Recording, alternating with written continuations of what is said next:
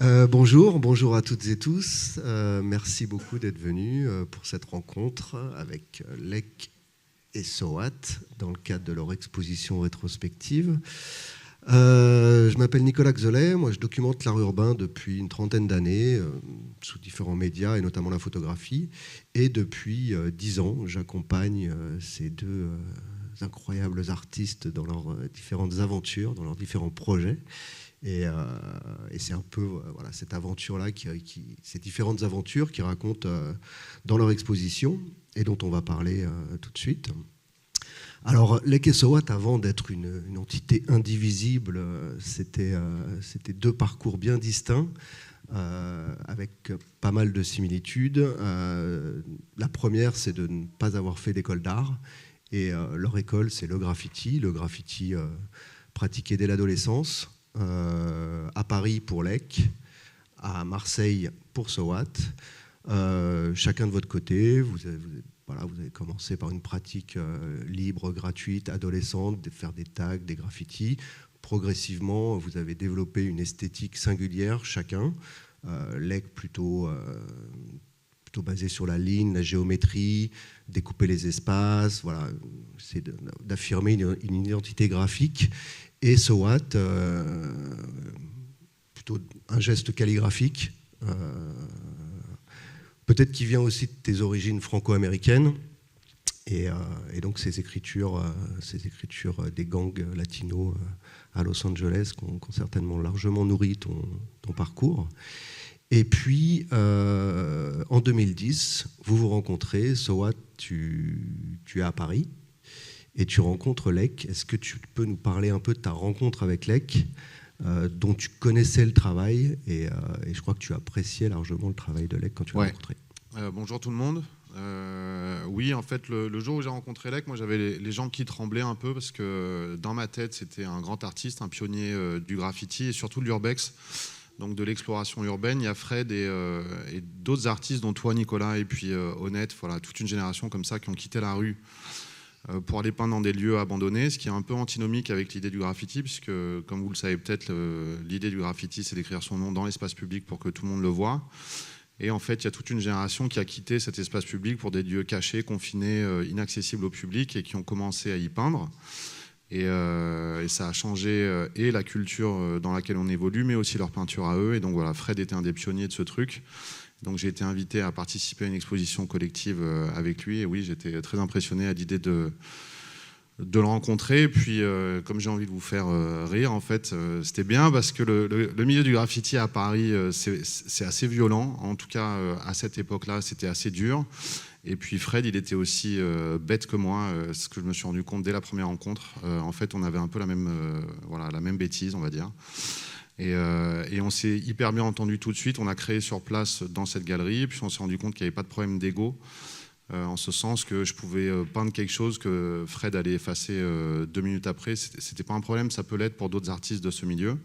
Et donc voilà, ça a matché tout de suite. Et puis en fait, il m'a écrit cet été-là. On s'est rencontrés au mois de juin, et puis il m'a écrit cet été-là pour me parler d'un lieu qu'il avait trouvé, un centre commercial abandonné, dans lequel il m'invitait à peindre à la rentrée en septembre. Et je vais lui laisser raconter ce truc, comment tu as trouvé le mausolée. Ouais, parce que la pratique du graffiti que vous aviez à ce moment-là, c'était aussi de chercher des lieux que vous alliez pouvoir investir. Et c'est vrai qu'il y a une espèce de compétition entre graffeurs pour trouver des lieux. Et puis ensuite, quand on a trouvé un lieu, ça devient vite un lieu de rassemblement. Chacun recouvre les uns les autres.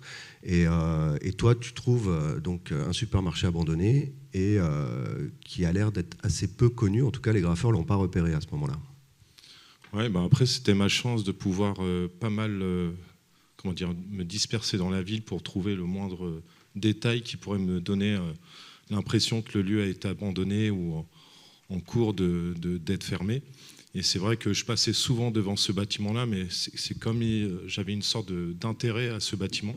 C'est comme si j'attendais qu'il soit fermé, parce que je passais assez régulièrement devant, et un jour je passe. Tu l'avais connu en activité, il me semble aussi. Je l'avais connu en activité, puisqu'on n'habitait pas très loin, il n'y avait pas beaucoup de centres commerciaux à l'époque, donc j'allais avec ma mère faire des courses là-bas. Donc c'est pour ça que ça m'a attiré encore un peu plus, parce que l'endroit il est un peu spécial. Le bâtiment se trouve juste en dessous du périphérique.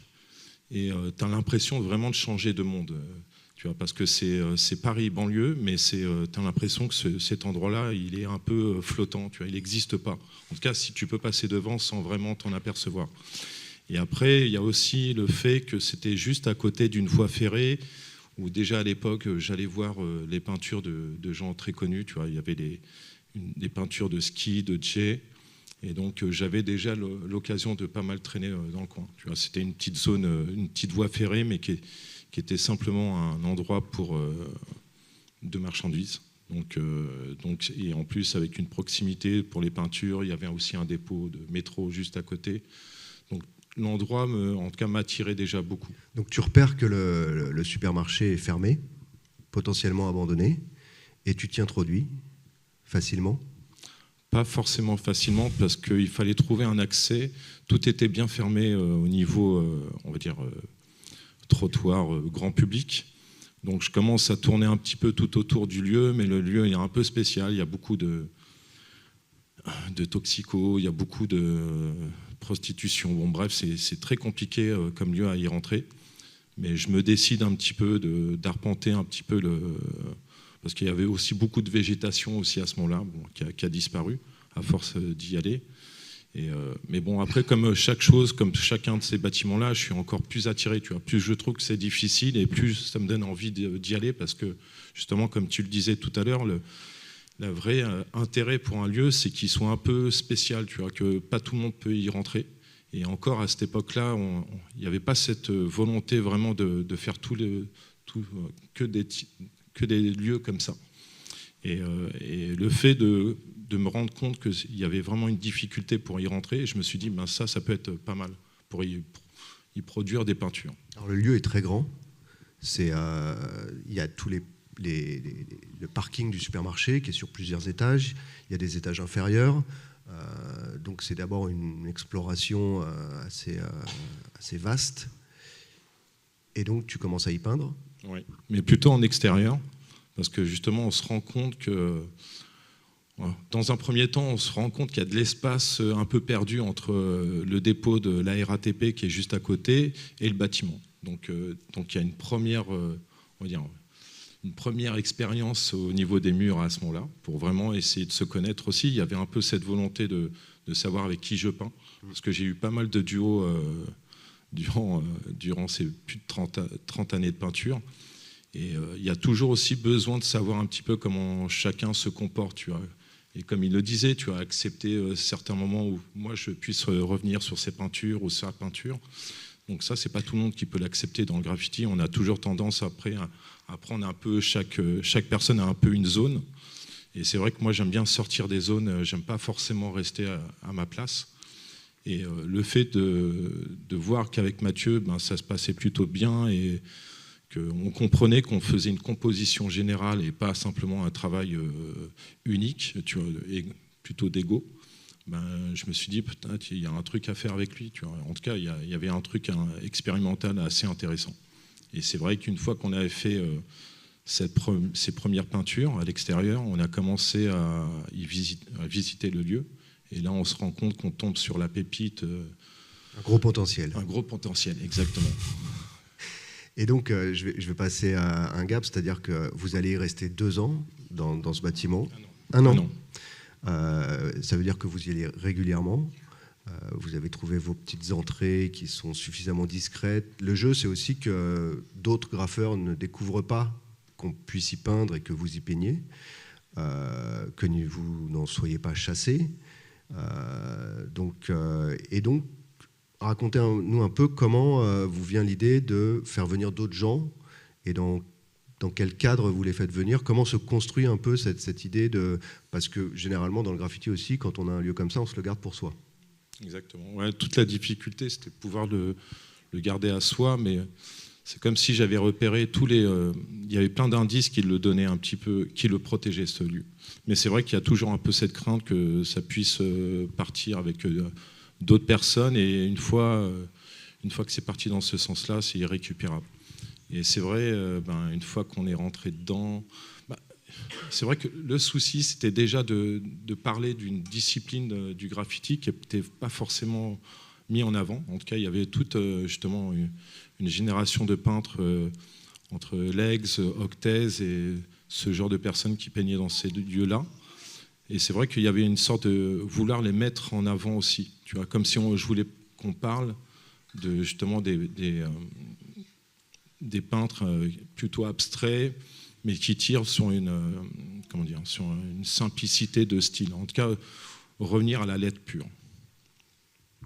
D'accord. Donc, l'idée, c'est de choisir des artistes qui ont l'habitude de peindre dans des lieux abandonnés, donc sur des surfaces vierges, abîmées, qui jouent un peu avec le contexte, qui ne vont pas se contenter juste de faire une peinture comme il la ferait n'importe où, mais justement de jouer avec les accidents, etc. Donc, tu connais ces gens-là et tu les invites progressivement. Et comment ça se structure dans votre tête sur qu'est-ce qui va aboutir de ça ? Est-ce que vous avez rapidement une idée de ce qui... Non, pas vraiment. En fait, tout a été très progressif. Pour donner un peu de contexte, c'est quand on se rencontre avec Fred, on est vieux déjà. Moi, j'ai 30, lui, il a 37, je crois. Et en fait, on est à un moment de notre vie où on a eu des boulots alimentaires pendant longtemps. Moi, je faisais de la traduction ou du scénario, des choses comme ça. Fred, il faisait de l'habillage, du sticker. Et en fait, on avait des sous de côté, on avait un peu de chômage, et on avait pris la décision, et l'un et l'autre, sans encore se connaître, qu'on voulait se donner une chance dans l'art. Et que c'était le moment où on voulait essayer de lâcher nos boulots alimentaires et en fait donner libre cours à cette passion qui était dévorante, en fait. C'est-à-dire qu'on avait ces boulots alimentaires, mais on continuait à peindre et à se dire, putain, mais en fait, si on ne fait pas gaffe, on va tourner la tête, on aura 60 ans, on aura bossé toute notre vie, et puis cette passion, ce sera resté un truc du dimanche. Et en fait, quand on se rencontre, et l'un et l'autre, c'est comme si on s'était donné un peu la force et le courage de sauter dans le vide. Et moi, j'avais un bébé en bas âge à l'époque, qui avait 6 mois. Et un jour, je suis rentré à la maison et j'ai dit à ma femme, putain, j'ai rencontré un mec, là, Alex, c'est super, il m'a amené dans un supermarché abandonné, c'est mortel, je vais arrêter de travailler, bébé, c'est ça mon avenir, quoi. Et on a eu de la chance que ça fonctionne quelque part, mais si tu veux, au début, on y allait à l'intuition avec Fred. D'abord, on n'a pas ensemble, c'était chambé, en fait. Un coup, c'était lui le patron, un coup, c'était moi, et si on faisait ci, et si on faisait ça, ça marchait vraiment bien. Et puis au bout d'un moment, on s'est dit, putain, il faudrait garder une trace de ça, puisqu'on ne pourra jamais ramener des gens là-dedans. Donc on s'est mis à faire un film en stop motion, en se disant, bon, bah, si les gens ne peuvent pas venir, peut-être qu'on pourrait faire un film qui pourront regarder, c'est ça qu'ils verront du projet. Et puis de fil en aiguille, on s'est dit, on va inviter des gens. On a mis en commun nos réseaux, en fait, avec Fred. Lui, il a invité les gens qu'il connaissait, et moi, j'ai invité ceux que je connaissais. Et puis on va inviter des gens un peu comme si on était un groupe de jazz et qu'on allait faire venir des gens pour faire des buffs avec nous. Et on va faire des compositions à 2, 4, 6, 8, 10 mains où tout le monde va se mélanger et où en fait le résultat final est plus intéressant que la somme des individualités qui sont en train de peindre. Ce qui est intéressant dans la manière dont vous l'avez mené, c'est que généralement dans des lieux abandonnés, on invite des copains, chacun peint un peu n'importe où et ça devient vite un espèce de truc très organique, ingérable et tout ça. Et vous aviez quand même une idée de cadrer ça, c'est-à-dire qu'il y avait presque un travail de commissaire d'exposition, d'avoir des choix de couleurs restreintes. Vous connaissiez le travail, les travaux de ceux que vous invitiez, donc vous aviez déjà une idée de là où ils pourraient intervenir, avec qui, etc. Donc voilà, vous avez quand même travaillé ce truc pour avoir un truc global cohérent. En fait. Ouais, tout de suite. En fait, il y avait eu 2 grosses expositions à Paris sur la culture du graffiti. Il y en avait une à la fondation Louis Vuitton, Cartier, qui s'appelait Né dans la rue, qui était bien, mais où il n'y avait que des artistes étrangers, il n'y avait que des artistes américains ou brésiliens qui étaient présentés, il n'y avait aucun français. Et il y avait une autre exposition qui avait eu lieu au Grand Palais qui s'appelait Tag au Grand Palais, à laquelle Fred avait participé, où il y avait beaucoup d'artistes, pour le coup cette fois français, qui avaient participé, mais il y avait un thème, l'amour, il y avait un format imposé, petit, je ne me rappelle plus de la... 1 mètre sur 4. Ouais, voilà, 1 mètre sur 50. Et quand tu connais le graffiti parisien, de demander à tout le graffiti parisien d'écrire le mot amour, enfin, c'était pas des choses qui nous intéressaient. Et en fait, on s'est dit, plutôt que de râler, nous, on va organiser quelque chose, et c'est comme si nous, on va construire un musée, en fait. Et donc, c'est pour ça qu'on curate dès le début. Et qu'on va dire aux gens, je t'invite parce que tu es expérimental et j'aime ce que tu fais, mais par contre, Ce que je voudrais, c'est la manière dont tu peignais en 96, 97, je dis ça au hasard, hein, et avec telle et telle couleur, et puis on va essayer de se mélanger comme ça. Et donc ça a fonctionné, les gens se pliaient au jeu, on leur demandait de... Il y avait une espèce de rituel, on leur demandait de ne pas parler du projet, de ne pas montrer d'image du projet, de ne pas le diffuser, de même pas montrer à leurs amis, que ça reste secret, puisque c'est compliqué d'avoir des lieux comme ça, comme disait Fred tout à l'heure, dans Paris, et qui reste vierge, et on voulait que ça reste vierge, parce que le film il commençait à prendre une certaine forme, c'était un travelling, et donc on s'est dit avec Fred, on va faire circuler la caméra pendant 7 minutes comme ça, dans un espace à peu près fantomatique, et puis on va voir les œuvres soit se faire, soit apparaître. Et parce que c'est un travelling, c'est un plan séquence en fait, un faux plan séquence, on ne voulait pas que les raccords se voient. C'est-à-dire que si y a des mouvements que vous verrez dans le film qu'on va vous montrer là dans 2 minutes, où le mouvement on le commence en septembre, on le poursuit ensuite en décembre et on le termine en juillet. Et ben pour que ça marche, il ne faut pas que j'ai des peintures qui apparaissent au milieu du mouvement, parce qu'en fait ça montrerait qu'on est en train de faire un plan séquence. Et donc voilà, et donc ça nous a rendu, ça nous a pris 1 an, ça nous a rendu paranoïaques, puisqu'on ne maîtrise pas ce genre d'endroit. Donc on était les propriétaires, je ne sais pas comment vous dire, comme le facteur cheval, en fait, un peu malade de cet endroit, mais qui n'est pas à nous. On a eu la chance qu'on pouvait perdre du jour au lendemain. Parce que ce qui nous animait avec Fred, à partir du moment où on a avancé sur nos réflexions et qu'est-ce qu'on va faire, on s'est dit, en fait, ce qu'on est en train de faire, c'est un projet. Ce projet, on va l'appeler Mausolée. Ça va être une aide d'amour à cette culture du graffiti qu'on voyait en fait disparaître avec l'essor du street art. Avec l'arrivée du street art et sa popularité, nous, ce qu'on a vu, c'est des générations entières de peintres disparaître, en fait, être oubliés, gommés d'histoire, ce qu'on trouvait dommage, donc on voulait réagir à ça. Et puis on s'est dit, on va en faire un film, on va en faire une exposition, parce qu'on ne pourra pas recevoir les gens dans cet endroit, et puis on va en faire un livre. Et tout le concept du livre, c'était de donner l'adresse dès la première page. On voulait pouvoir sortir un livre qui dise, le mausolée, il se trouve à tel endroit, pour y aller, tu prends tel métro, tu prends telle sortie, tu montes de telle manière, il y a telle porte, tu mets le pied à tel endroit et tu rentres dedans. C'était une façon de clore le projet. Voilà, c'était de donner le relais à ceux d'après, et on a passé 1 an à être inquiet de ne pas y arriver. En fait, qu'ils sortent avant, ce qui n'a pas eu lieu. Et donc au final, on a réussi à rentrer tout ce qu'on voulait, et dont, je pense, c'est le moment, non, voilà, dont le film qu'on vous montre.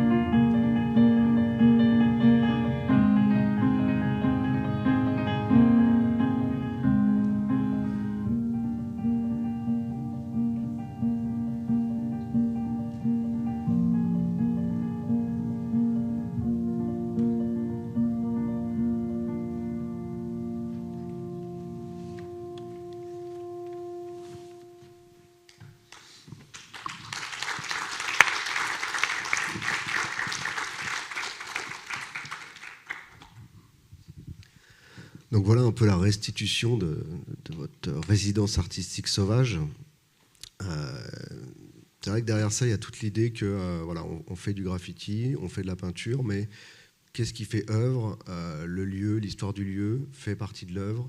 Là, le film, finalement, a été conçu comme une œuvre. C'est ce qui va peut-être uniquement rester de cette aventure d'un an. Et donc, je sais que ça a été douloureux. On le perçoit un peu, mais voilà, c'est en plein hiver, au 3e sous-sol. Il y a tout ce lieu. Vous n'avez pas beaucoup parlé du lieu, mais le lieu était squatté. Il y a eu des expulsions assez dures. Vous avez été témoin de beaucoup de traces de différentes vies de ce lieu. Et d'ailleurs, vous avez beaucoup documenté, collecté des objets, des choses.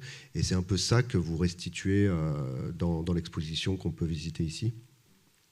Donc on a voilà, une espèce d'œuvre hybride, une performance vécue, un film, un livre, et qu'est-ce qui se passe après?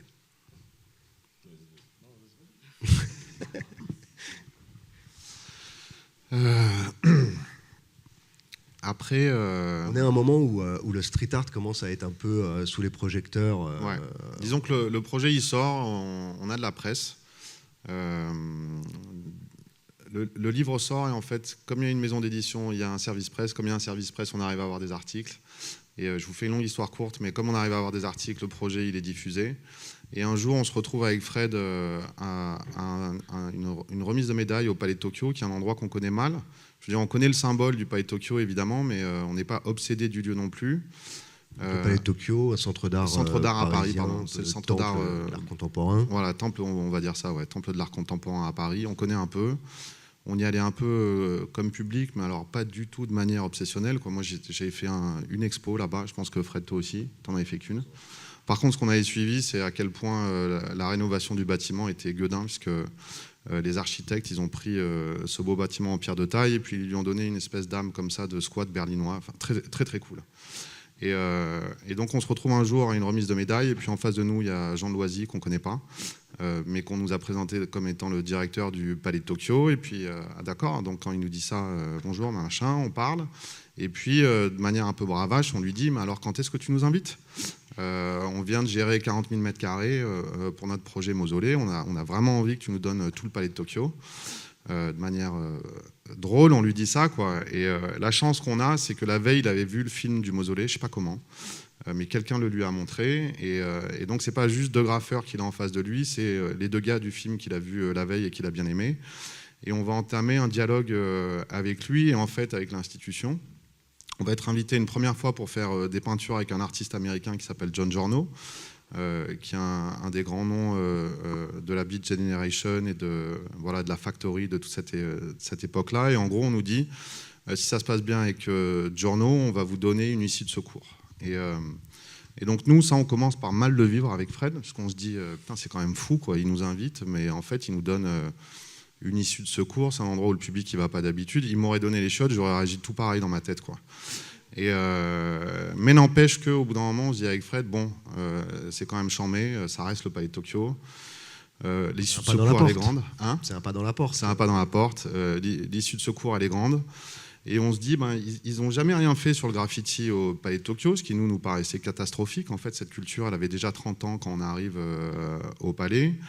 L'art contemporain ne s'est jusqu'à présent pas intéressé, voire même a bloqué, je pense, cette culture du graffiti.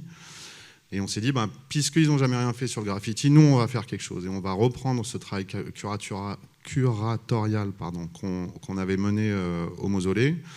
Et de fil en aiguille, en fait, on va inviter une 50aine d'artistes en 2 ans à venir nous rejoindre et travailler avec nous au Palais de Tokyo.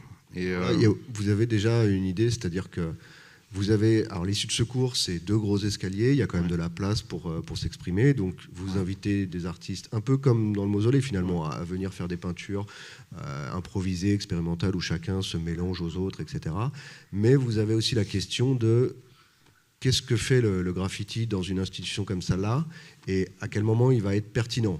parce que finalement, décorer l'issue de secours que pas grand monde va voir, ça a finalement peu de sens à vos Ouais. yeux. Et puis même, de toute façon, si c'était uniquement pour montrer de la peinture, ça reste très réducteur vis-à-vis de la manière dont vous envisagez la pratique du graffiti, qu'on a vu dans le mausolée. Donc, cette question de comment l'infiltration du graffiti dans le palais va être pertinente, vous y réfléchissez et vous y répondez. Justement, comme on avait l'expérience de mausolée, tu vois, on s'est dit la même chose, tu vois, que cet endroit, il va devenir le deuxième mausolée, parce que réellement, il ressemble à quelques traits au mausolée, un terrain vague, une chapelle de béton. Tu vois, ce genre de lieux, on les connaît très très bien. Et c'est vrai que tout de suite, on se dit, il y a forcément un lieu secret, en tout cas un abri atomique ou quelque chose comme ça. Et on se dit, si on arrive à trouver quelque chose, ce sera peut-être là le vrai projet. Mais c'est vrai que pour ça, il a fallu qu'on invite les gens, qu'on commence à visiter correctement le lieu, tu vois, de savoir tous les endroits qui peuvent nous intéresser. Et petit à petit, on a fait le même travail. Tu vois, on a curaté. Donc là, on dévoile un peu la technique Lek et Soat. C'est quand même de faire copain-copain avec la sécurité, de venir tous les jours, d'être un peu déshabitué, de devenir un peu invisible. Ouais, pour pouvoir un peu visiter toutes les pièces, même celles qui vous sont interdites, surtout celles qui vous sont interdites. Typiquement, en fait, je vais rebondir sur l'image qu'il y a derrière nous. En fait, dès le premier jour, il y a quelqu'un qui nous reçoit comme ça au palais, qui nous fait visiter l'issue de secours. Et puis au fond de l'issue de secours, il y a une porte. Et je mets la main sur la porte. Et là, le gars, il ne me connaît pas. Ça fait 10 minutes qu'on parle. Il fait non, comme ça. Et donc je sursaute comme ça. Il me dit non, tu n'as pas le droit d'aller derrière cette porte. Et avec Fred, on lui dit mais pourquoi il nous raconte je ne sais pas quoi d'ailleurs. Vous n'avez pas le bon badge, vous n'avez pas le bon truc. Et la manière dont il nous a dit non, dans la seconde, on s'est dit, putain, en fait, le projet, il est derrière cette porte. Donc, l'espace d'exposition, ça devient un cheval de Troie. En fait, j'ai un espace qui fait que j'ai le droit de venir au palais et d'inviter des gens. Mais en fait, moi, ce qui va m'intéresser avec Fred, c'est ce qu'il y a derrière cette porte. Et la beauté du palais à l'époque, c'est que c'est ouvert de midi à minuit. Et l'administration et les gens qui disent non, à 19h, ils rentrent chez eux. Et en fait, tout de suite, on capte avec Fred qu'il suffit de rester au-delà de 19h pour qu'on soit seul dans le bâtiment avec les gens de la sécurité. C'est la même chose à Pierreville. À partir de 19h, il n'y a plus personne. Et en fait, dès le deuxième soir, en fait, on va derrière la porte et puis on cherche. Et la première chose qu'on fait, c'est de soulever toutes les trappes en se disant, c'est obligé qu'il y ait quelque chose sous le fameux abri atomique fantasmé. L'abri atomique. Fred avait entendu des histoires effectivement de bunkers sous le palais. Et donc on se dit, on va soulever toutes les trappes. Et puis on trouve ce que vous voyez là.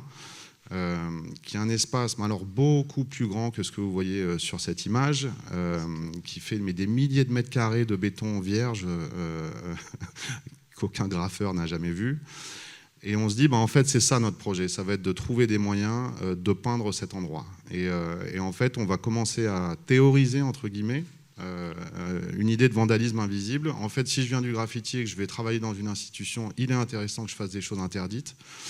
Sinon, voilà, c'est comme ça que je ramène en tout cas ma démarche et notre culture du graffiti dans cet endroit.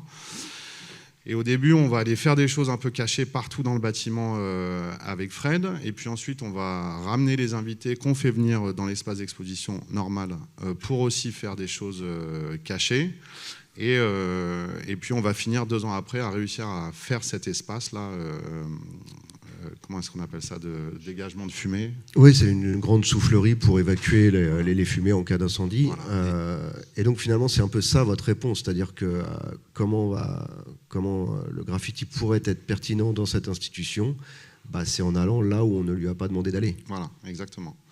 Et donc parmi ça, on va vraiment faire beaucoup des gestes comme ça, cachés un peu partout dans le palais. Donc ça va donner 3 films. Là, on va vous en montrer un.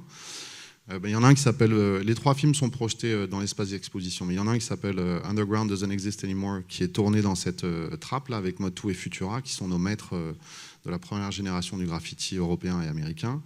On va en faire un deuxième qui s'appelle Vandalisme invisible, où on fait du vandalisme partout dans le palais de Tokyo. Et quand je dis partout, c'est partout. C'est-à-dire c'est des sous-sols jusqu'au bureau de la direction, jusqu'au bureau du directeur, ou partout dans le palais. Et dans le cadre de ce film, en fait, il y avait un tableau noir dans le hall d'entrée du Palais de Tokyo. Ce tableau noir, c'est un espace de médiation pour le jeune public. Ils ont recréé un espèce de vieux salon comme ça anglais, puis ils font tout un tas d'activités avec les jeunes. Et donc nous, du début, on s'est dit, bon, ben, on fera une action de vandalisme invisible sur ce tableau noir. On va inviter Philippe Podlock, qui est un artiste qui travaille beaucoup à la craie. Donc c'était pertinent d'inviter Philippe. Et puis on s'est dit, bon, ben, on va amener Philippe sur ce tableau noir, on va lui demander de peindre, effacer, peindre, effacer, peindre, effacer, peindre, effacer, parce qu'on veut montrer que la destruction, c'est un des moteurs du graffiti. Cette culture, elle a toujours été éphémère, elle a dû faire face à l'effacement. Et on cherchait un moyen avec Fred de visuellement montrer la beauté de cette espèce de combat entre la création et sa destruction. Et donc on filme un soir Philippe Podlock travailler sur ce tableau noir. Et en fait, c'est tellement beau ce qu'on regarde en dérochant à la maison. On se rend compte que c'est pas vraiment Philippe qu'on est en train de filmer, mais l'eau qui sèche. Et on se dit, bah, ça pourrait être un projet entier. Donc en fait, on va systématiser cette idée d'inviter des gens à travailler sur le tableau noir. Donc, avant qu'on vous le montre, je vous donne un dernier contexte. En fait, nous, ça fait 6 mois que notre vernissage il a eu lieu. On n'a plus rien à faire au Palais de Tokyo. Et plus personne se demande qu'est-ce qu'on fout là, en fait, puisqu'on vient le soir, il n'y a plus d'administration, on va faire la bise aux gars de la Sécu avec qui on s'entend hyper bien. Personne ne se demande, mais qu'est-ce que vous foutez là, les gars, quoi. Et on fait une partie de ce que vous allez voir là. Et on culmine, et je termine là-dessus. Une fois qu'on met en place le dispositif et qu'on commence à filmer les artistes, nous, notre interrogation à l'époque, c'est comment est-ce qu'on s'intéresse à... Pourquoi est-ce que l'histoire de l'art ne s'est pas intéressée au graffiti? Pourquoi est-ce qu'il y a un rendez-vous qui s'est raté? Pourquoi est-ce qu'il n'y a pas de critique de... Je peux vous dire que je ne suis pas nostalgique. Hein. Pardon. Nous, on pense qu'il y a eu un rendez-vous raté entre l'histoire de l'art et cette culture du graffiti. À cette époque-là, on n'avait jamais lu un texte critique sur la question, on n'a jamais vu un historien de l'art s'intéresser à ces questions. Ça existe peut-être, mais je dis que moi, je ne l'avais pas vu. Et si ce rendez-vous il est raté, ben nous, on va l'organiser. Et donc, on va demander à Jacques Villéglet, avec qui on avait fait une conférence, à Pompidou, qu'on connaissait donc, de venir parrainer en fait tous les artistes que vous allez voir dans ce film, de venir conclure notre projet et d'adouber entre guillemets cette culture. Villéglet, il a eu 3 étages de son vivant au centre Pompidou. Il est plus qu'adoubé, il est déjà dans les collections, c'est bon quoi. C'est vraiment un bon parrain. Et la chance qu'on a eue, c'est qu'il accepte. Et voilà, avec lui, les autres, on a pu faire ça.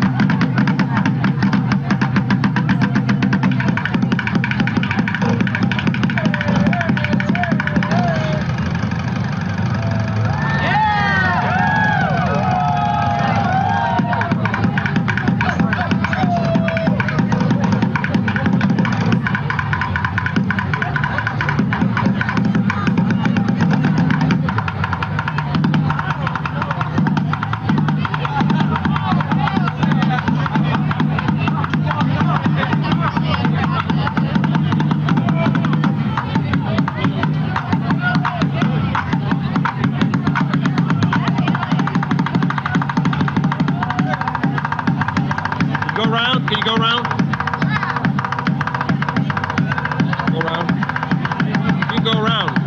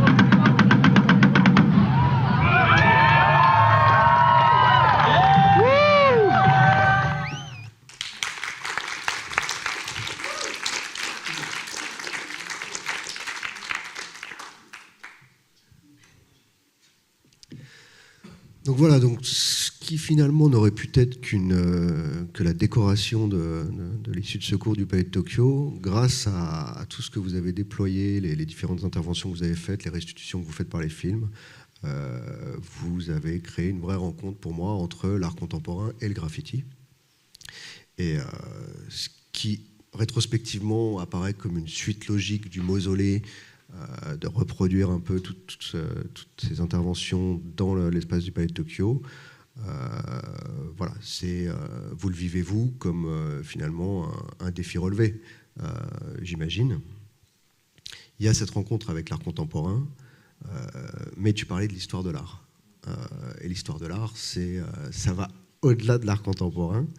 Et c'est quelque chose qui vous titille, en fait. C'est-à-dire, voilà, tu parles de cette frustration, de pourquoi on n'a pas regardé ce mouvement pour ce qui pouvait être au-delà de ce qu'il est aussi, c'est-à-dire du vandalisme, mais de tout son aspect créatif, expérimental, qui va au-delà de l'écriture ou de la peinture, mais qui va vers de la performance, de l'installation et de choses comme ça. Et donc, on va aller un peu plus au soleil ce coup-ci. Et comment ça se construit un peu tout ça? C'est-à-dire que j'ai l'impression que le Palais de Tokyo, c'est aussi un tremplin vers l'étape supérieure. C'est notre Doug. Voilà, c'est les 2 ans, d'études qu'on n'avait pas fait avec Fred. Nous, on va sortir transformé du Palais de Tokyo, c'est-à-dire que si le graffiti, si l'art contemporain ne s'est pas intéressé au graffiti, mais en fait la vérité c'est que nous on s'intéressait pas tant que ça à l'époque à l'art contemporain. Je parle pour moi, hein, Fred. C'est vrai. Ouais, on était un peu caricatural là-dessus. Et puis on tombe amoureux en fait au Palais. On se rend compte qu'ils sont comme nous. En fait, les curateurs, les Hugo Vitrani là, qui travaillent encore au Palais, avec qui on travaille sur tous ces trucs-là, ces 2 années d'expérience.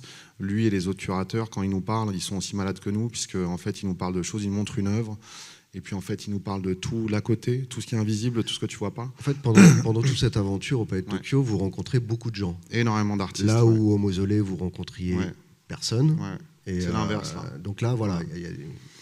Et en fait, tous les ans au Palais, à l'époque où nous, on y bosse, il y a les oraux de la Villa Médicis. Et en fait, on avait une espèce de sainte trinité dans notre tête avec Fred. On s'est dit, quitte à s'intéresser à l'institution, déjà, autant en faire un programme, assumer, dire, mais c'est ça que je veux faire. Parce que l'artiste institutionnel, ça peut être une insulte, en fait. Ça peut être une manière de dénigrer un artiste. Mais nous, on trouvait ça génial de devenir artiste institutionnel, puisqu'on ne nous y attendait pas. Et donc, on rentre le Palais pendant 2 ans, et puis franchement, on le rentre bien. On arrive à faire rentrer le film que vous venez de voir là, on le fait rentrer dans les collections du Centre Pompidou avec le tableau noir en 2014. On a l'immense chance d'avoir pu l'emprunter pour cette exposition. C'est un peu le clou du spectacle de cette expo, d'avoir pu emprunter cette œuvre aux collections du Centre Pompidou. Et puisqu'on a eu le Palais et le Centre Pompidou, le troisième joyau de la couronne, c'est la Villa Médicis. Alors, la Villa Médicis, l'Académie de France à Rome. L'Académie de France à Rome. Est-ce que tu peux nous en parler un petit peu de ce que ça représente pour un artiste ?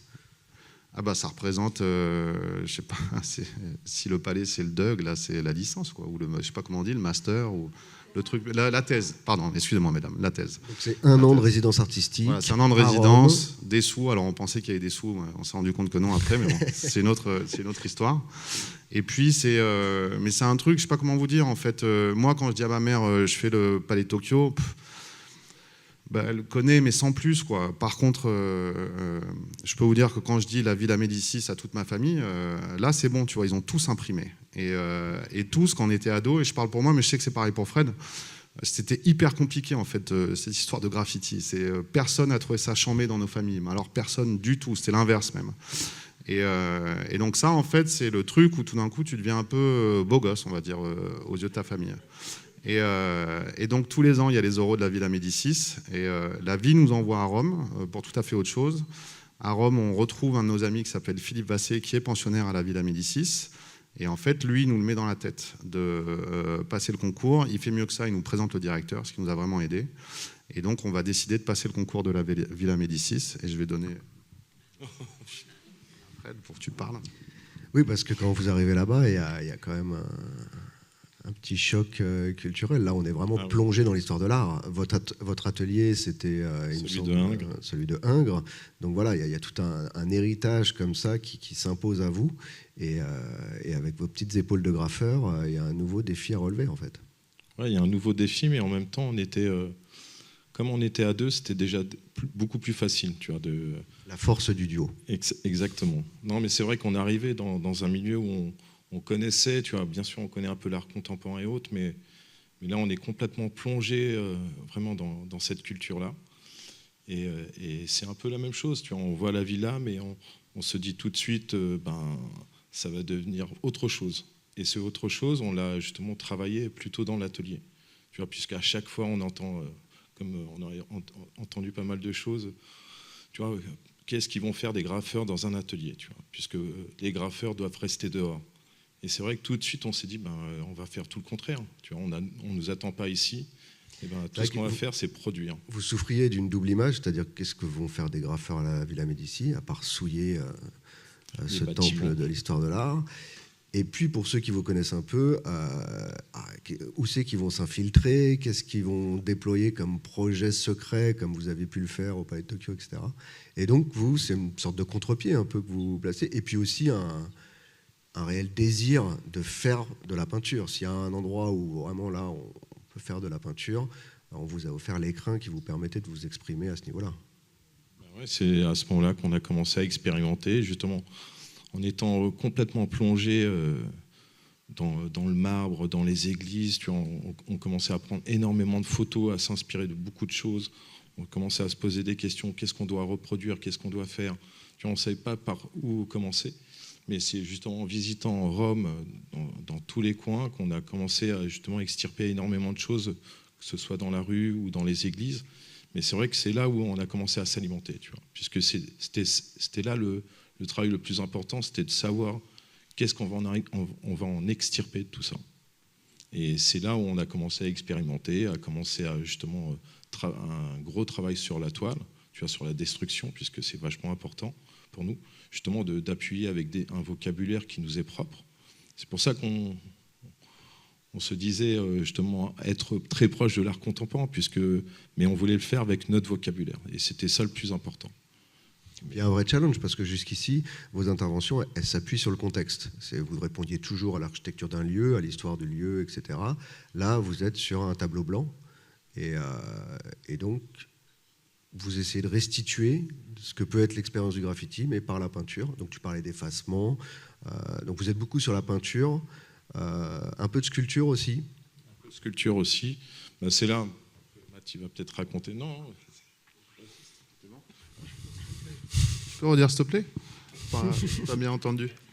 Fred, il va se mettre. En fait, Fred il grandit un peu sur les chantiers. Il a un père qui est pour faire très court, hein, qui refait des appartements des fois. Et en fait, Fred, il va avec son père, il apprend, et en fait, il apprend des matériaux.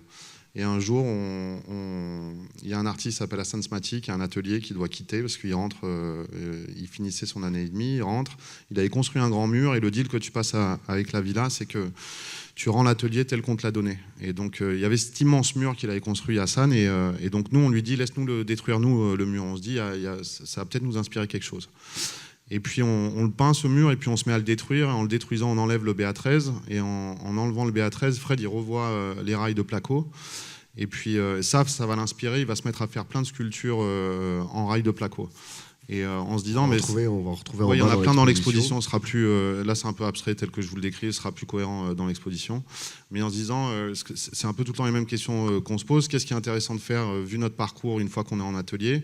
Eh ben, utiliser la matière première qui sert à construire des murs pour en faire des œuvres d'art. Ça nous paraissait intéressant. De la même manière que de détruire nos peintures. Et ça, vous le verrez aussi dans l'exposition avec une des toiles qu'on a ramenées. Détruire nos peintures et les amener vers une espèce de ressemblance avec le marbre, ça nous paraissait cohérent. Et effectivement, on va quitter cet environnement industriel auquel on était habitué, ce truc d'exploration urbaine, là, et on va, de manière maladroite peut-être, mais on va se dire, bah là, on va se confronter à l'antique, en fait. C'est ça qu'on nous offre. La Villa de Médicis, elle nous offre un atelier, et puis elle nous offre un cadre antique. Bah, qu'est-ce que ça donne des gens comme nous, avec notre parcours et nos idées? Qu'est-ce que ça donne dans un environnement antique? L'image que vous voyez derrière moi, on est un exemple. Là, on est dans les Abruzzes. Ouais, on est dans les Abruzzes, dans un comment on appelle ça, Fred? Un cloître, merci. Cloître du XIIIe siècle. On est invité de manière officielle. C'est pour une exposition d'art contemporain, une collective. Et ben voilà, ce système, on l'avait déjà déployé à l'intérieur du mausolée, et puis là, on va le faire d'une autre manière, et puis voilà, ce genre d'idées, on va les répéter. Donc vous allez vivre une année vraiment idyllique, géniale, riche, des rencontres, puisque c'est une résidence artistique. Vous êtes combien d'artistes dans la villa? On est 17, ouais. Il y a 17 artistes, chacun expérimente dans son coin, il y a des échanges qui se font. Le contexte de cette résidence artistique, c'est aussi vous faites d'autres rencontres, ça favorise aussi... voilà, ça nous sort du milieu, ouais. Complètement. Ouais. Et vous apprenez plein de choses, vous rencontrez plein de gens, vous en sortez très enrichi. Et donc là aussi, tu restitues ça par un film. Alors d'abord, une seconde avant le film, déjà la chance qu'on a, c'est qu'on y va sans nos femmes avec Fred. Donc ce ne serait pas permis. Voilà, non mais c'est bien d'en parler parce que en fait c'est la seule année où on va être vraiment tous les deux, à tel point que moi je flippais dans l'avion là en me disant putain, ok tu vois on a fait plein de trucs ensemble avec Fred, mais là putain on va vivre un an ensemble sans nos femmes. Wow. Et on fait ça parce que nos femmes, elles ont des métiers, qu'elles ne veulent pas lâcher leur métier. Et en fait, c'est chambé qu'elles ne soient pas venues. On ne se rendait pas compte, on râlait en fait avec Fred de se dire on allait vivre tout seul. Mais en Là, fait, vous c'était, bénéficiez d'un peu plus de soutien que pour un supermarché abandonné. Quand ouais, même. voilà, là tout va bien. Mais en tout cas, ce que je veux dire, c'est que tout d'un coup, on a littéralement 24 heures devant nous pour faire ce qu'on veut. Ce qui n'est pas le cas le reste du temps, puisqu'on a des obligations, moi j'ai des enfants, machin. Bref, tout d'un coup, on a ce luxe-là. Et on va bosser, mais comme des psychopathes avec Fred. Et puis on va faire la fête comme des psychopathes, parce que c'est ça, en fait, la Villa Médicis. C'est un endroit où tu vis, tu crées, tu manges, tu dors, tout au même endroit. L'endroit, il est absolument fabuleux. Tu es dans la plus belle ville du monde, tu es dans le plus bel endroit de la plus belle ville du monde. Donc c'est un espèce de luxe inouï. Et oui, on va le restituer, ce projet, mais alors ça va nous prendre beaucoup de temps, en fait. Parce que déjà, cette année de vie à Rome, c'est un petit peu comme si on avait été dans une machine à laver pendant un an et ça nous secoue. Et hop, et quand on rentre à Paris au bout d'un an, on va mettre du temps à digérer, en fait, ce qu'on a vécu là-bas.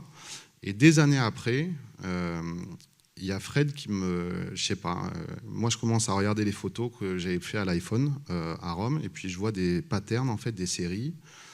Et puis je demande à Fred qui m'envoie toutes ces photos à lui de l'iPhone en me disant mais peut-être qu'il y aura des trucs qui se complètent de ce que Fred a pris en photo. Et donc il m'envoie toutes ces photos d'iPhone, 2000 photos. Et puis de fil en aiguille, en fait, l'intuition du film qu'on va vous montrer, c'est de se dire, jusqu'à présent, on a fait des films qui savent qu'ils sont des films d'art. Toutes les images qu'on prend, c'est pour qu'elles soient dans un film d'art. Et si on essayait un truc un peu expérimental, si on essayait en fait de mélanger de l'intime, des photos qui sont prises à l'iPhone, parce que les artistes, ils ont deux types de photos dans leurs iPhones, soit les photos de travail, soit les mêmes photos que vous tous, les enfants, les repas, les bouteilles de vin, voilà, tout ce qu'on prend en photo avec un iPhone. Et est-ce qu'il y a un intérêt à se dire que ça, c'est une matière artistique aussi? Est-ce que j'arrive, en passant avec que des idées de montage, en fait, à recréer du mouvement qui n'a pas été shooté de cette manière-là? Est-ce qu'on arrive à retranscrire un an de vie, de fête, de travail à la Villa Médicis? Est-ce que j'arrive à faire un film? Est-ce qu'on arrive à faire un film que n'importe quel pensionnaire, qu'il soit graffeur ou pas, puisse voir et se dire putain mais oui c'était ça mon année à Rome, qu'il soit vivant aujourd'hui ou qu'il ait 90 ans? Et c'est ce qu'on va vous montrer. Et on regarde.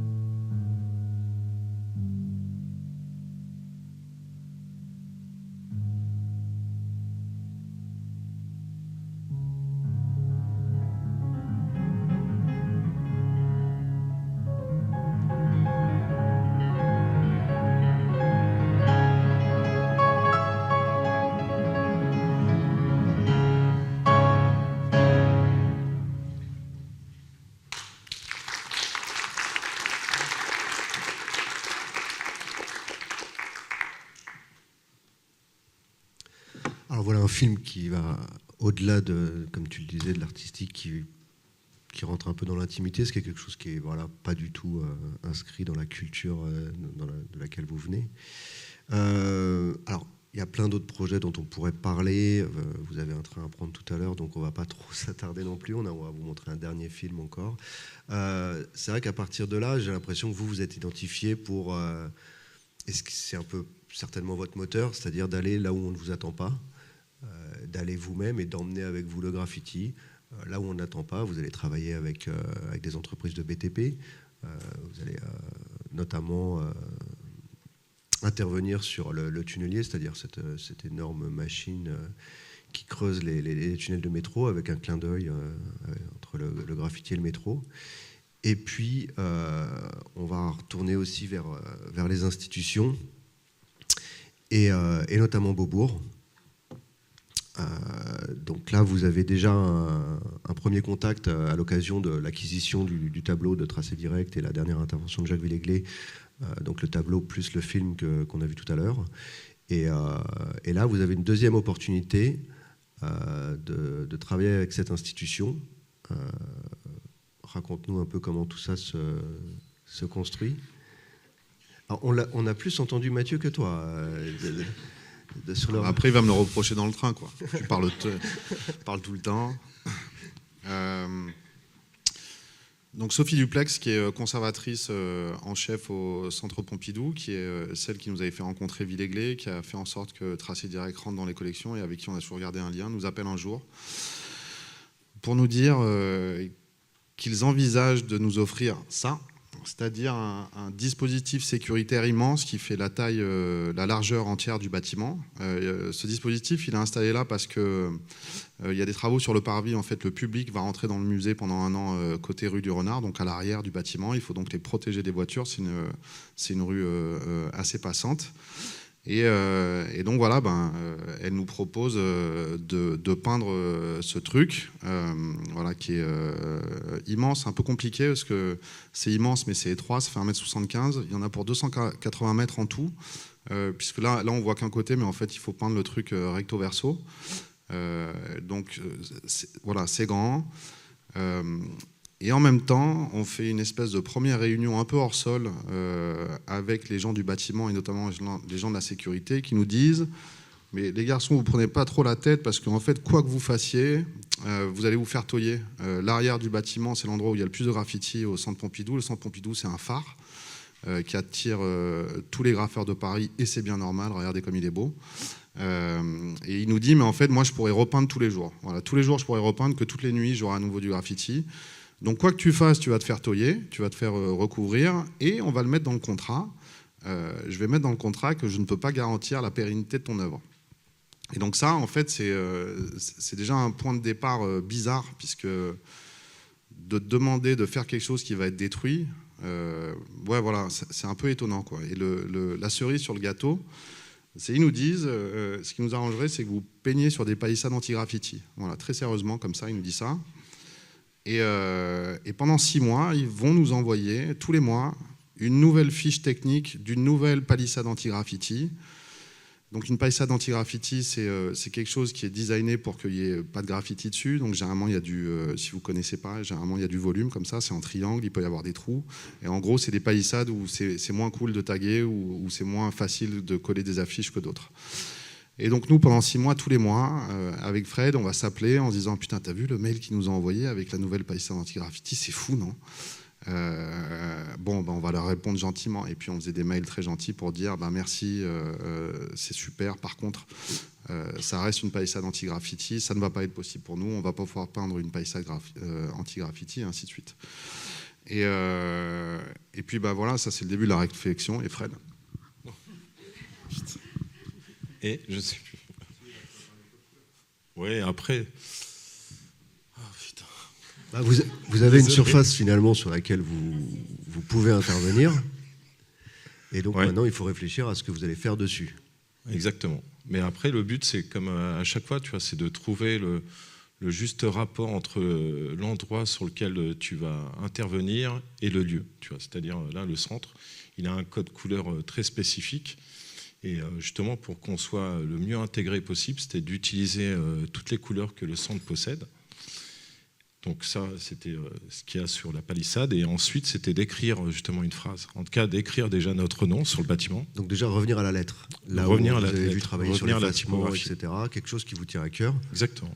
Mais comme on le disait, tu vois, à chaque fois, si on arrive sur un lieu comme ça, c'est de venir avec notre vocabulaire et notre façon de faire.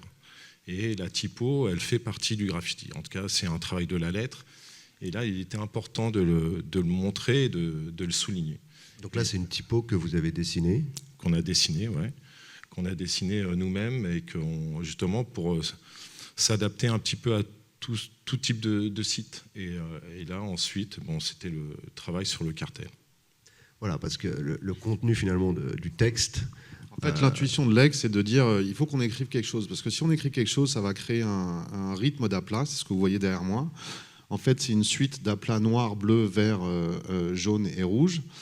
Et connaissant le graffiti, on s'est dit si on crée des aplats, en fait, les taggeurs ils vont taguer à l'intérieur des aplats. C'est pas systématique qu'ils viennent tout recouvrir.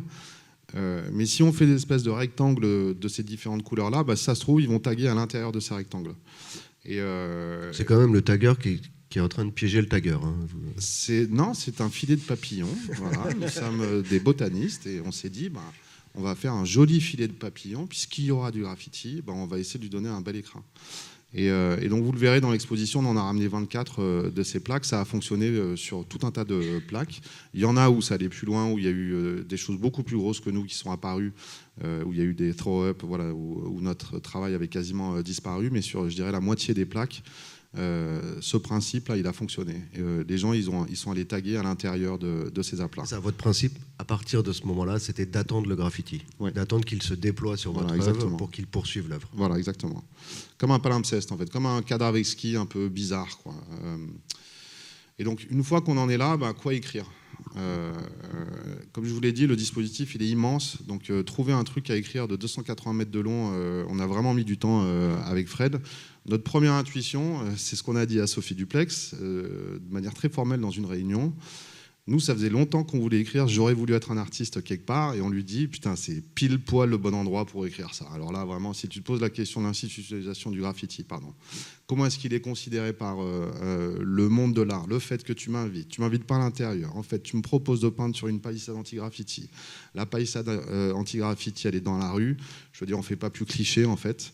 C'est charmé, on va écrire « J'aurais voulu être un artiste à cet endroit ».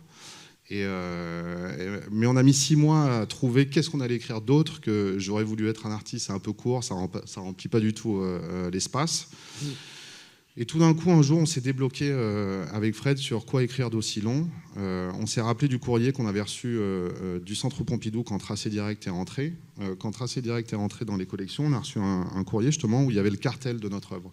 Nous, cette œuvre, on l'appelait le tableau noir depuis des années avec Fred. Et tout d'un coup, ça n'était pas que le tableau noir, c'est devenu, je ne pourrais pas le citer de mémoire, le cartel, mais il fait 3 lignes en fait. Le langage de l'institution. Voilà, le langage de l'institution, c'est une sémantique à un rythme particulier.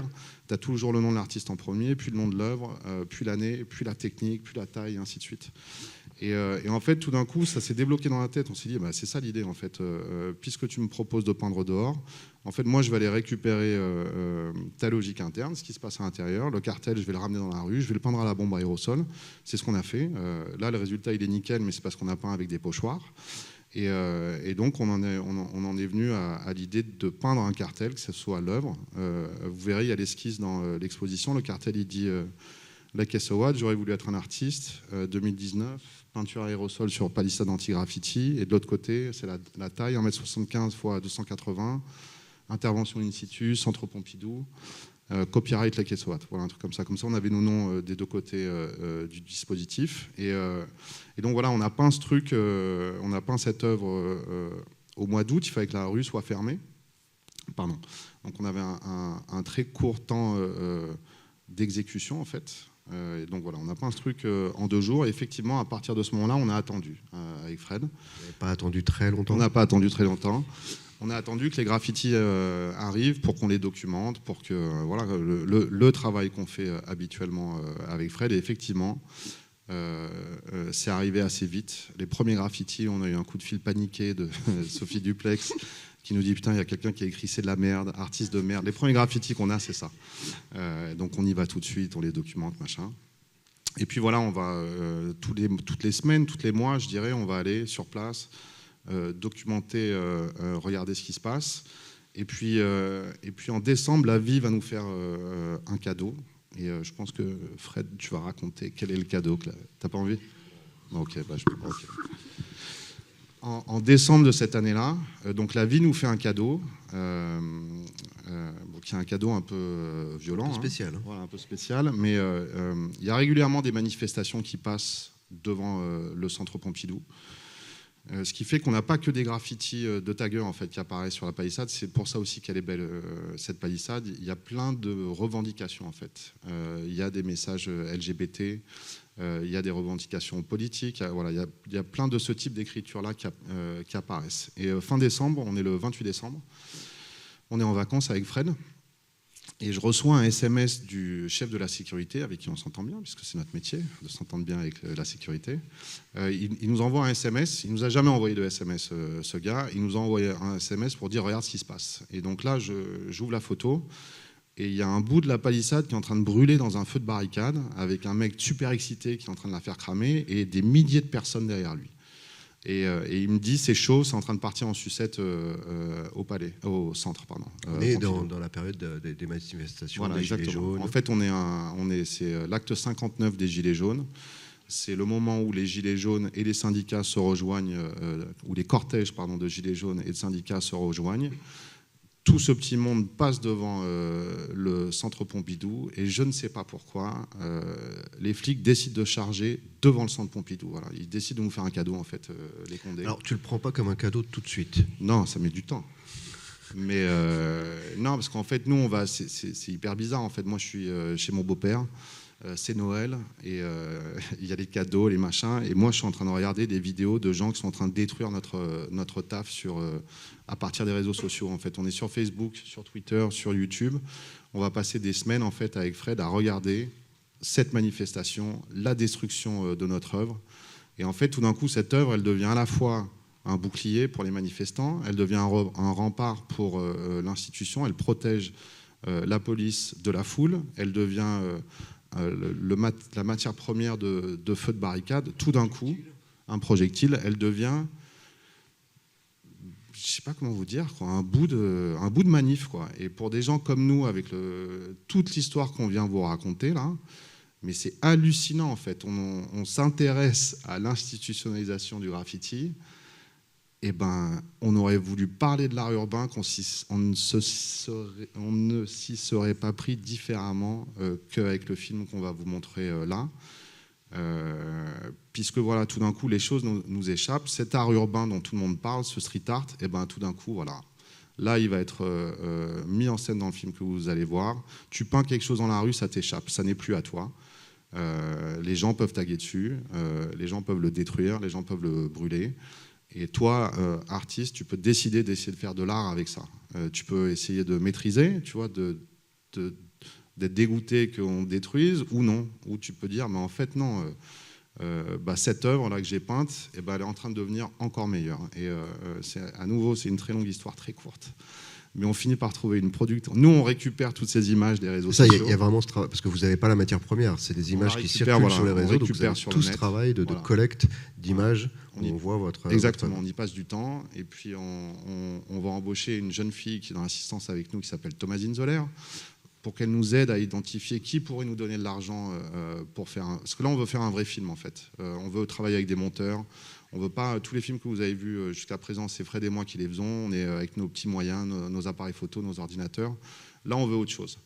Et donc, on va trouver, Thomasine va nous aider à trouver des subventions. Elle va nous faire conscientiser qu'il faut qu'on ait une productrice. On va trouver une productrice qui ne souhaite pas être citée, mais qui va nous financer en fait le projet. On va mettre énormément de temps à arriver à un résultat.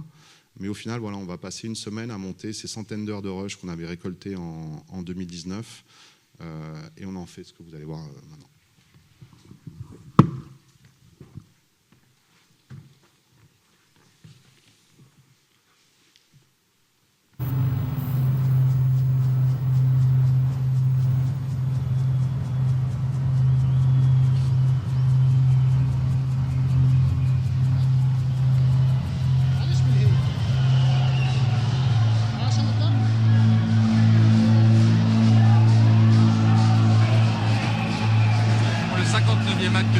jaunes coïncide donc avec ce 24e jour de grève et ils sont désormais plusieurs milliers à défiler dans les rues. Ils sont partis il y a 2 heures environ de la gare du Nord en direction de la place du Châtelet.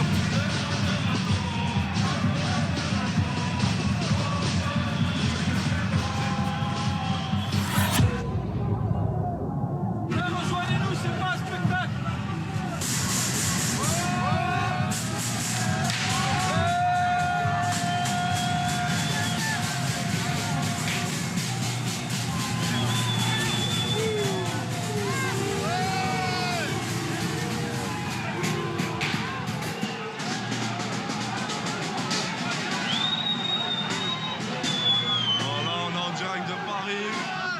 Manifestation des Gilets jaunes.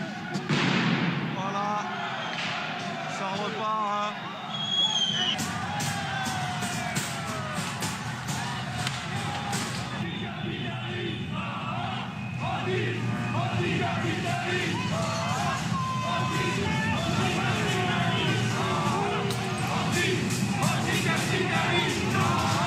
Ah, il y en a qui viennent mettre une tarte, un flic. Voilà. Un flic qui vient de se prendre une tarte.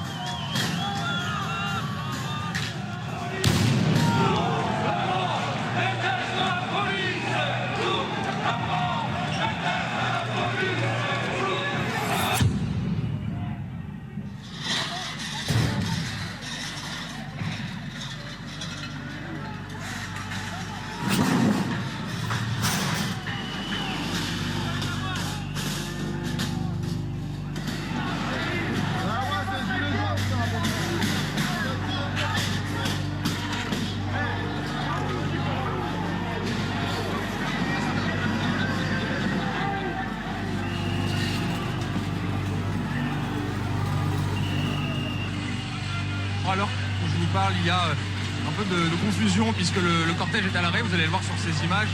Un certain nombre de manifestants est en train de se servir d'objets de chantier pour vraisemblablement dresser des barricades.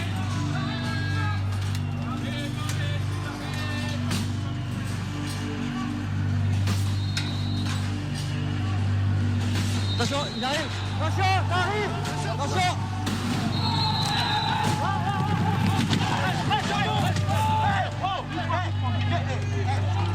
Regardez que vous frappez, on vous a rien fait, vous regardez pas en l'air. Frappez pas gratuitement, vous êtes devant, regardez.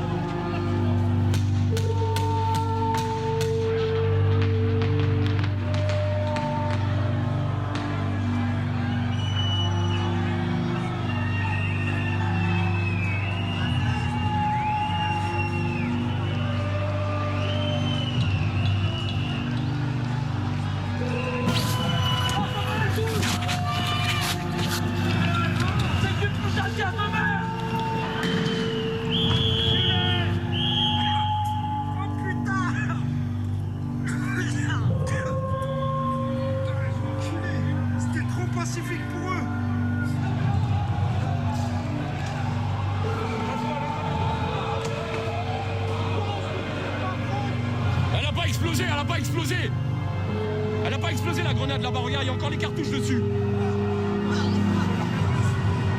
Elle n'a pas éclaté la grenade, elle n'a pas éclaté les gars. Sors de là, sors de là. Attention, il y a une grenade. Et quoi, faut pas la faire péter ça là, faut pas jeter un truc dessus, tout le monde sait qu'on pousse la barrière dessus. Mets la barrière dessus. On sait jamais. Attention les gars, attention à vous.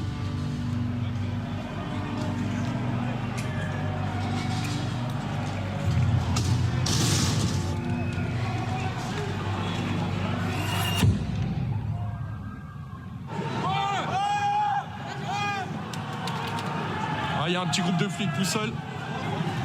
Ah, ils vont pas être bien, ils vont pas être bien.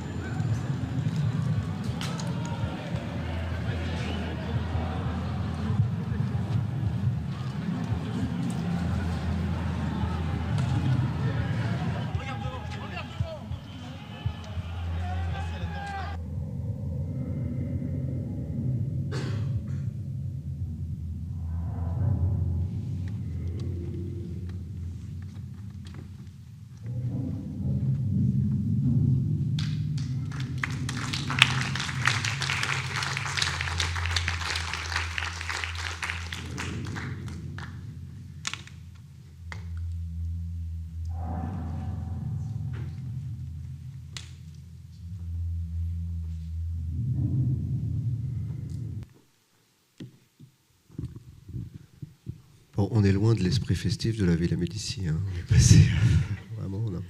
Mais c'est ça qui est intéressant, c'est que vous traitez un peu à. Vous jouez avec l'imprévu. Il y a des choses qui, voilà, vous vous adaptez au contexte. Là, vous avez eu. C'est vrai que tu dis que c'est un cadeau. Voilà, pas au début, et puis vous avez réussi à construire quelque chose. Je crois qu'on va s'arrêter là pour aujourd'hui parce qu'on a pas mal passé de temps et on a regardé beaucoup de choses. Et je vous propose de profiter des derniers moments d'énergie de nos artistes qui sont épuisés puisqu'ils sortent de 3 semaines de montage pour cette exposition et de peinture sur la façade du bâtiment. Donc profitez qu'ils soient encore là et éveillés pour leur poser des questions sur leur parcours ou sur ce que vous venez de voir.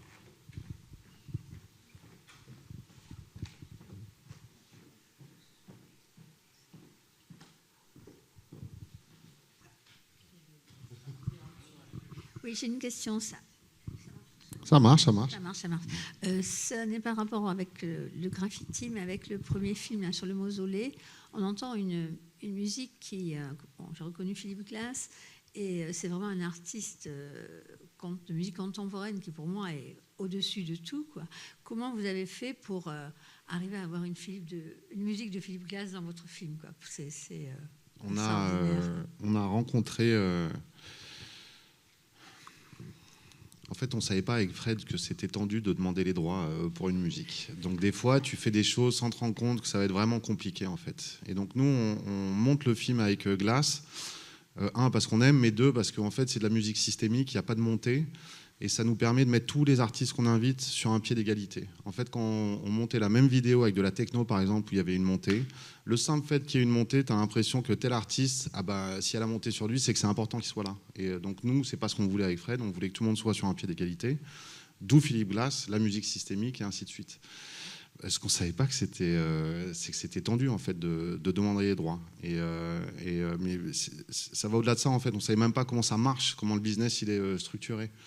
Et le hasard de la vie a fait qu'un jour, on a rencontré un producteur de documentaire à qui on a montré le film, qui, lui, nous a parlé de publishing. Et voilà, comment est-ce que ça fonctionne, ces choses-là. Il y a des sociétés qui gèrent ça, en fait. Il faut demander des autorisations. La plupart du temps, tu payes. Ce que lui a réussi à faire pour nous, c'est nous mettre en lien avec la société de publishing qui gère Philippe Glass, ce qui veut dire que Philippe Glass, il y a une certaine partie de son œuvre, il a les droits, ce qui n'est pas le cas d'énormément de musiciens. Donc il y a Glass, lui, il détient ses masters, c'est comme ça qu'on dit en fait, c'est à lui. Et donc ce gars me dit, écris-lui une lettre. On lui fait une lettre avec Fred pour lui présenter le projet, lui montrer le film, lui expliquer pourquoi est-ce qu'on veut sa musique à lui. Et 2 semaines après, on reçoit un lien avec son master, justement. C'est-à-dire que nous, on avait travaillé sur une version du film qui était le morceau qui était sorti à la FNAC, pour faire court. Et lui nous envoie son master. En fait, ce qu'il nous envoie, c'est la matière première du morceau. C'est avant même que ce soit remixé, on va dire, transformé. Et on ne se rend pas compte que c'est ouf ce qu'il est en train de nous donner, parce qu'en fait, il nous donne quelque chose qui n'est jamais sorti, qui n'a jamais été distribué. Et la raison pour laquelle il nous donne ça, c'est que quand tu es un artiste musicien et que tu bosses avec un label, si des gens comme moi viennent te demander l'autorisation d'utiliser ta musique, si le musicien il dit « moi je suis OK pour te la donner gratuite », mais que le label, en l'occurrence là c'est Sony Music, dit « moi j'en veux 1500 €, j'en sais rien », l'artiste est obligé de demander lui aussi 1500 €. Et en nous donnant son master, ce qu'on ne comprend pas à l'époque, en fait, il nous économise ça. Et il nous donne son master, il nous demande 100 €, en gros, c'est les frais de dossier. Et il nous donne l'autorisation pour 10 ans. Ça fait 14 ans, on continue à l'utiliser. J'espère qu'on n'aura pas de problème. Mais voilà comment on a réussi à avoir cette musique-là. Cola, tu voulais poser une question ? Au micro. Ouais, bonjour. C'était juste le titre Hope pour le dernier film qui montre quand même une défaite d'un mouvement social et une répression insurrectionnelle, tout ça. Pourquoi ? Donc Hope, c'est la campagne c'est un peu geek ce que je vais vous raconter, mais typiquement, voilà, sur cette histoire de c'est quoi le street art par rapport à cette culture graffiti. Hope, c'est le moment où Shepard Fairey, qui est un grand artiste américain du street art, qui est un de ses grands pionniers, parrains, travaille activement avec un candidat démocrate, à savoir Barack Obama, et fait en gros sa campagne de com, ce qui en soi est un truc, c'est super pour lui, mais bon, il y a quelque chose d'un peu étonnant à ça, qu'un artiste de ce milieu-là fasse des images politiques pour un candidat qui se présente. Obama gagne, et comme vous le savez peut-être, cette campagne qu'il a appelée Hope, en fait, il va décevoir énormément de gens. Tu peux pas, quand ta campagne elle s'appelle Hope et que tu promets monts et merveilles, et c'est leur métier de promettre monts et merveilles. En fait, il a déçu beaucoup de gens aux États-Unis. Il n'a pas arrêté la guerre en Afghanistan, il n'a pas aidé les populations noires comme elles espéraient l'être. Et donc, en fait, cette campagne, cette présidence de Obama, elle a laissé un goût amer. Et pour nous, le film, c'est ça qui montre. En fait, je ne sais pas comment te dire, quoi, ce truc de gilet jaune, Fred comme moi, ça nous a vraiment perturbé, en fait, de voir un mouvement social réprimé à ce point. Tu es dans l'œuf, mais moi je l'ai vécu comme ça, tu vois, tu fais comme ça. Peut-être que toi tu l'as vécu différemment, mais moi en fait j'ai eu du mal à la France en fait de voir ces images d'ultra-violence toutes les semaines, ça m'a pas plu. Il se trouve qu'en plus là au milieu de mon œuvre ça m'a encore moins plu, et donc il y a un truc qui me plaisait là-dedans. Voilà, je trouvais que ce titre il parlait de ça en fait.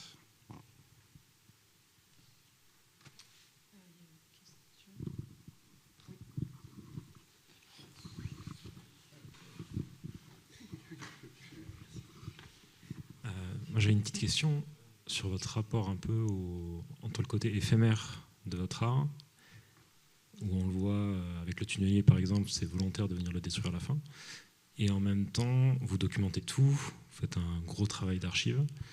Voilà, c'est pour un peu savoir comment vous le viviez, ce côté éphémère et non éphémère d'un autre côté. Oh, j'aurais essayé, quoi. La culture, elle va main dans la main avec l'archive. C'est-à-dire que des gens comme moi, enfin surtout Fred, parce que je suis un peu plus jeune, mais Fred, il découvre le graffiti avec un livre qui s'appelle Subway Art. Et ce livre, il est fait par deux photographes, Martha Cooper et Henri Chalfant, qui sont des photographes new-yorkais, qui vont documenter des peintures que d'autres font. Et c'est ce livre qui évangélise la planète. Je veux dire, à l'époque, il n'y a pas Internet, c'est plus compliqué d'avoir accès à l'information. Et ce livre, il a ouvert la tête, mais de milliers de jeunes à travers le monde. J'imagine que Nico, ça a dû être un truc à peu près similaire aussi, j'imagine. Et donc, du début, en fait, la culture, elle existe parce qu'il y a des gens qui l'archivent. Et du début, la question de la photo, elle est centrale, que ce soit la photo ou la vidéo. Tu fais quelque chose d'éphémère, mais ce qui va être éternel, c'est la photo, justement, c'est la vidéo. Et donc nous qui arrivons plus tard que ces artistes-là, on a cette conscience que, en fait, si on ne documente pas, tout ça disparaît. Et donc comme il dit souvent Fred, il n'a pas envie de parler aujourd'hui, mais comme il dit souvent, en fait, le graffiti, ça nous a appris à faire de la photo, ça nous a appris à faire de la vidéo, ça nous a appris ces choses. Tout ce qu'on a voulu faire de plus avec Fred, c'est de dire mais ça, c'est pas des documents en fait, ça peut être des œuvres aussi. Et c'est pas que ce que je peins qui est l'œuvre, c'est l'ensemble du processus. C'est vrai que pour beaucoup d'artistes, la disparition est attendue, voire créée.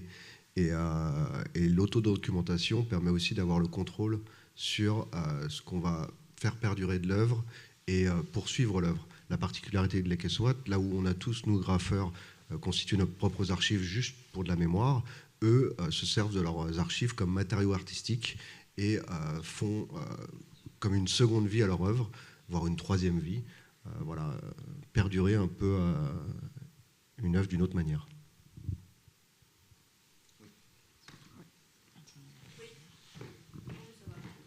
Non, parce qu'en fait c'est enregistré. Merci. Oui, merci pour cette présentation, c'était absolument passionnant.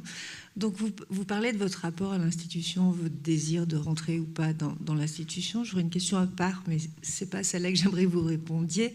Est-ce que vous considérez vraiment comme des graphistes aujourd'hui ou comme des artistes contemporains ? C'est pas très clair. Des graffeurs, pardon, excusez-moi. Des graffeurs ou des artistes contemporains. Donc ça, c'est la première chose. Mais deuxième chose, vous parlez de rentrer dans l'institution. Votre œuvre, c'est non seulement ce travail avec les barricades, etc., mais il y a tous ces produits dérivés, entre guillemets.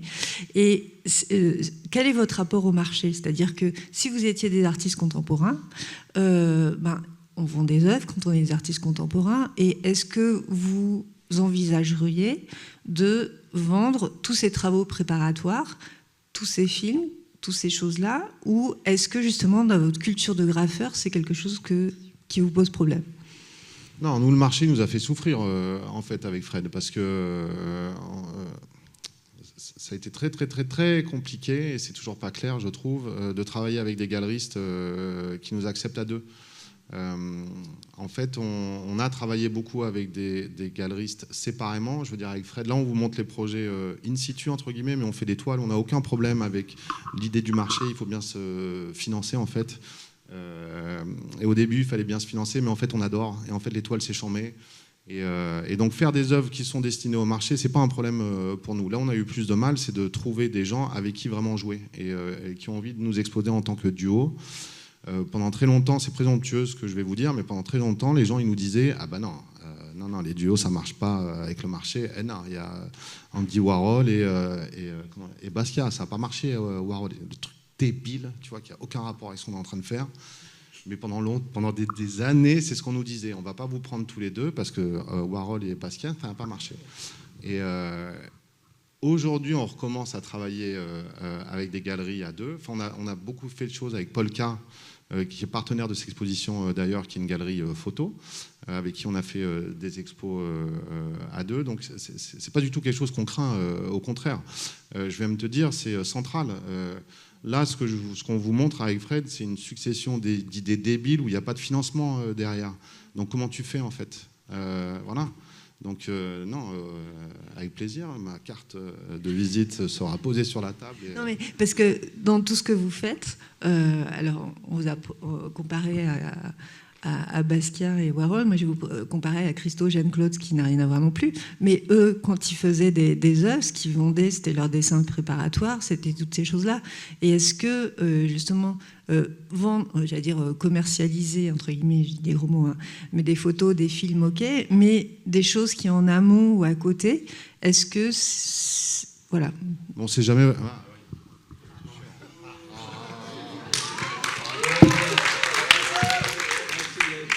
Mais non, mais justement, le problème, c'est qu'on n'a pas trouvé non plus des galeristes qui s'intéressent à toute cette chaîne de production quelque part. Tu vois, on produit tous ces éléments, mais il faut aussi trouver des galeristes qui le comprennent. Et c'est ça notre vrai problème, c'est de trouver des gens qui peuvent justement s'accorder avec notre mentalité, notre vision, notre vocabulaire.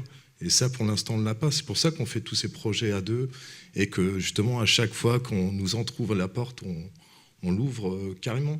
Donc c'est pour ça que c'est très difficile. On le fait voilà, pour financer tous ces projets. On fait d'autres... on vend des toiles, mais c'est pas suffisant. Bien sûr, on voudrait le faire, mais pour l'instant, on les trouve pas. Ouais, et puis il n'y a pas eu l'occasion, je trouve. Voilà. Donc vendre des esquisses avec plaisir. Vendre des travaux préparatoires, bien sûr, aucun problème. Ah ouais, Là, par exemple, la semaine prochaine, on travaille avec un galeriste avec qui on n'avait jamais bossé jusqu'à présent, qui s'appelle Philippe Gravier, qui est plus art contemporain, on va dire, et qui nous amène au PAD, qui est un salon du design qu'on ne connaissait pas vraiment avec Fred, qui est dans le jardin des Tuileries. Et on a fait des œuvres avec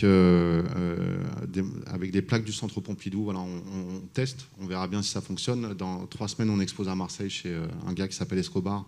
On a fait des œuvres sur bois. Voilà, on essaye. Mais pour répondre, parce que Christo et Jeanne-Claude, ils ne font que ça, c'est encore différent. Voilà, eux le business model chez eux, c'est de vendre les travaux préparatoires. Moi, je dis oui, il n'y a aucun problème, mais j'en ferai pas un business model, quoi. C'est-à-dire que, en fait, j'aime tellement peindre, et notamment avec Fred. Ouais, on veut alterner, on veut pas simplement que faire ça. Parce que des fois, il y a des projets, il n'y a pas forcément des archives derrière, on n'arrive pas à récupérer. Et donc, c'est un peu plus difficile. Des fois, c'est que de la photo où les objets, c'est pas souvent non plus qu'on les ait. Et la préparation, des fois, elle est tellement spontanée aussi qu'on ne garde pas tout ça non plus. Après, oui, il y a beaucoup de photos, mais c'est pas suffisant. Oui, bonjour. Voilà, le graphe est souvent assimilé au vandalisme un petit peu. Avez-vous eu des problèmes avec la police pendant votre carrière? Forcément. Non, mais oui, il y a toujours des moments où tu finis par passer quelques heures au poste. Bon, après, pour ma part, c'est plus facile parce que quand tu fais de la rue, c'est moins virulent que, par exemple, que faire que des métros.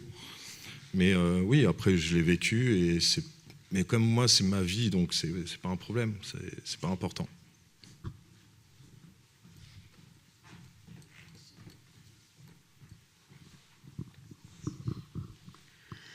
Bonjour, moi je voudrais vous remercier parce que j'ai pris une claque monumentale dans tout ce que vous avez montré, dans tout ce que vous avez dit. J'ai compris des trucs que j'avais jamais compris. Pour vous dire, quand je suis arrivée là, à 2h, je me disais, oh là là, si c'est de nombril qui s'en raconte, à la première occasion, je me sauve. Hein, vous voyez où je me suis mise. Je me suis dit, à la première occasion, je me sauve. À aucun moment, je n'ai eu envie de m'en aller. J'ai beaucoup aimé... aussi des tas de points, je ne vais pas les reprendre, mais j'ai pris quelques notes pour moi parce que ça m'a vraiment éclairé.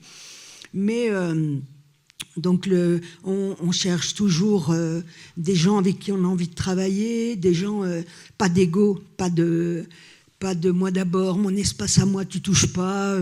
Et pour moi, ça c'est hyper important dans le monde d'aujourd'hui, de montrer de manière très syncopée, là vos premiers films ils sont très syncopés, j'ai adoré ce rythme-là, et de me dire, voilà, ils écrivent les uns sur les autres, ils parlent les uns sur les autres, ils travaillent les uns sur le travail des autres, jamais dans un esprit de faire mal, mais d'oser détruire ou d'oser toucher pour que ça change et que ça amène ailleurs.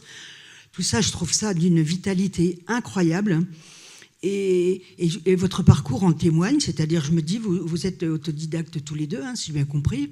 Vous repartez d'un vocabulaire de base, les lignes, les couleurs, de base. Et à chaque fois, partout où vous intervenez, dans un espace, vous faites avec et contre, et on va faire quand même ce qu'on veut. Et on n'est pas gentil parce que l'art contemporain commence à nous regarder, ou je ne sais pas quoi, mais en même temps, pourquoi on n'essaierait pas d'apprendre, de dialoguer avec l'art contemporain? Moi, je pense que vous allez leur apporter des choses aussi dans ce que vous faites et dans la manière dont vous travaillez, dont vous posez très, très calmement des choses très importantes.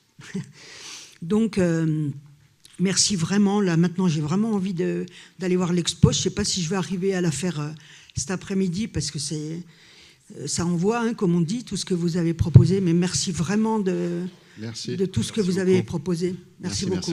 Merci.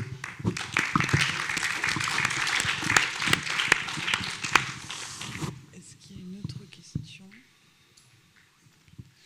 Non, pas d'autres questions. Magnifique. On Merci peut à peut-être... tous.